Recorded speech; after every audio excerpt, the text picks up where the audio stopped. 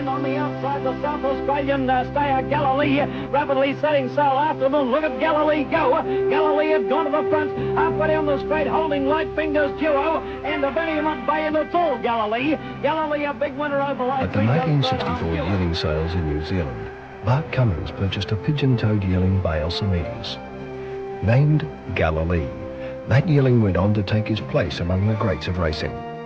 He stands alone as the only horse to have won the Triple Crown for stayers, the Caulfield, Melbourne and Sydney Cups. We'd like to have this quality horse today, but those sort of horses only come in every 25 years or 50 years, in my opinion, and he was certainly something outstanding as a stayer, and he's won a lot of races over the mile and a quarter, but the mile and a quarter on, he was, as I said previously, the best we've ever had.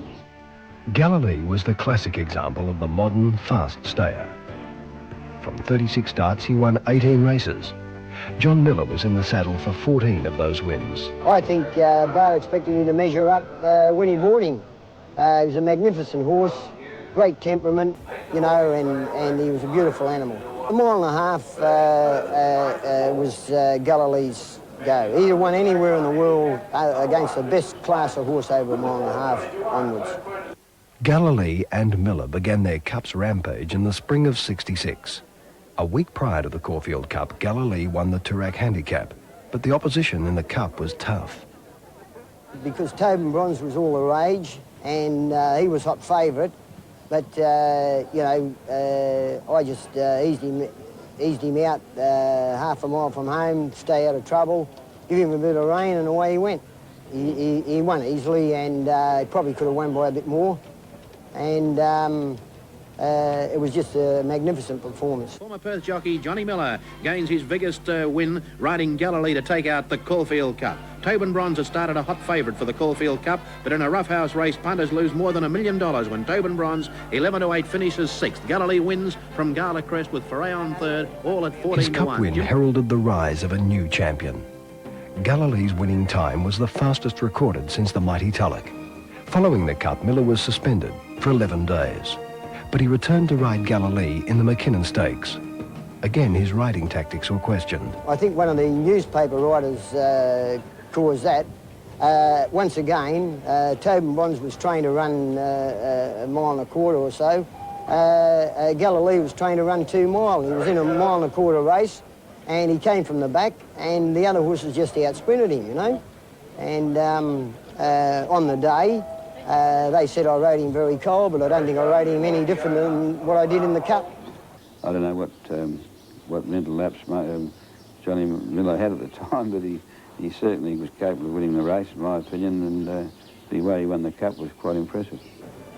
It was only after a prolonged steward's inquiry that Miller was cleared to ride Galilee in the Melbourne Cup.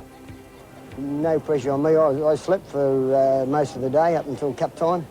3 furlongs out, and Terrific still the leader, tackled now by Duo, and then a gap the Light Fingers, they're followed by Avenium, but well in the straight end, Terrific is gone, where Duo momentarily had gone to the lead, tackled now by Light Fingers, then Avenium, forcing a passage on the rail, and on the outside the South Australian stayer Galilee, rapidly setting sail after them. Look at Galilee go. Galilee had gone to the front, halfway down the straight, holding Light Fingers Duo, and Avenium at bay, and it's all Galilee. Galilee a big winner over Light Fingers, 3rd home Duo.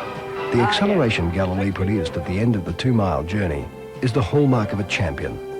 His Cup win is rated by many as the best seen in the last 40 years.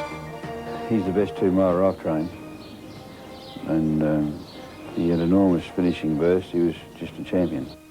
Galilee returned in the autumn to win 3 weight-for-age races before heading to Sydney for the final leg of the Triple Crown.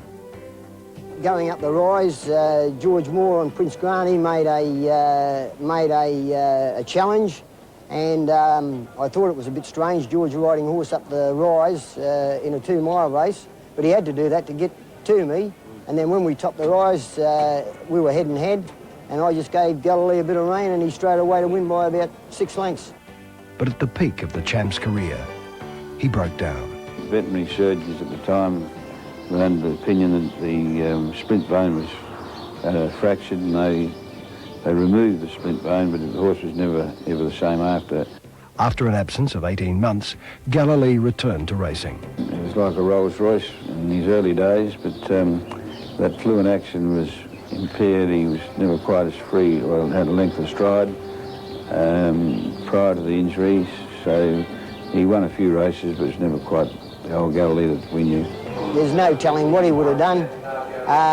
I've ridden in a few Melbourne Cups, and I've seen a few, and I've seen some of the horses since Galilee, and I've never ridden in a cup or seen one that he wouldn't have won quite easily at his best. By far he was the best. He had a great heart, he had a great temperament, and great physique. He was just an out-and-out champion. He was the best stayer we had in my care, and he was just too good for most of the horses over a mile and a half at that time. I don't think I've seen one as good as him since. Although fate denied the